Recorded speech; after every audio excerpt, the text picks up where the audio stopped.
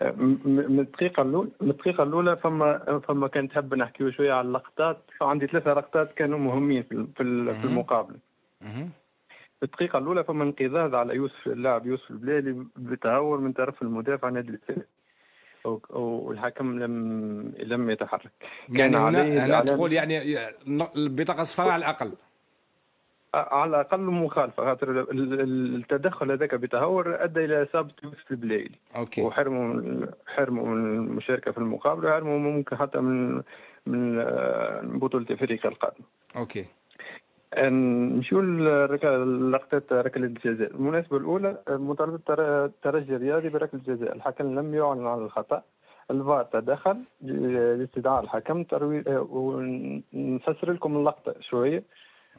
ترويض اللاعب ترجي اللي هو مرياح بالكرة بالصدر، وتسديد الكرة نحو المرمى. لحظة لمس الكرة لليد، اللحظة الأولى للمس الكرة باليد كانت مكبرة للجسم بصفة غير طبيعية، وبذلك حق الفار باستدعاء الحكم، وصلح الحكم القرار نتاعو بالإعلان عن ركلة الجزاء لصالح الترجي الرياضي التونسي بدون بطاقة. ومطالبة الترجي بركلة جزاء ثانية، اللي هو مسك المدافع لقميص المهاجم الجلاسي، اللي كان هذا المسك لا يمنعه لا من التقدم ولا من الارتقاء، وكان مرتاح، وكان محق الحكم والفار باستمرار اللعب. في الدقيقة 92 تقريبا مطالبة النادي الافريقي بركلة الجزاء اللي هي صار عليها البوليميك هذا الكل.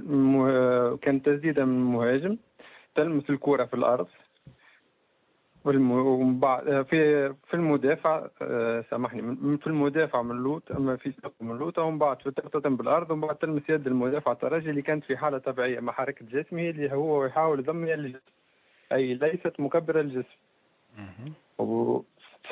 فهمتني اللقطه يعني كيفاش ولا؟ نفهم من كلامك أن قرارات التحكيمية في لقاء النادي الإفريقي والترجي الرياضي كلها صحيحة، يعني الأخطاء اللي بإمكانها تغير مجرى المقابلة. ما فماش تاثير على نتيجه المقابله بالنسبه لي. أيمن. أنا نشوف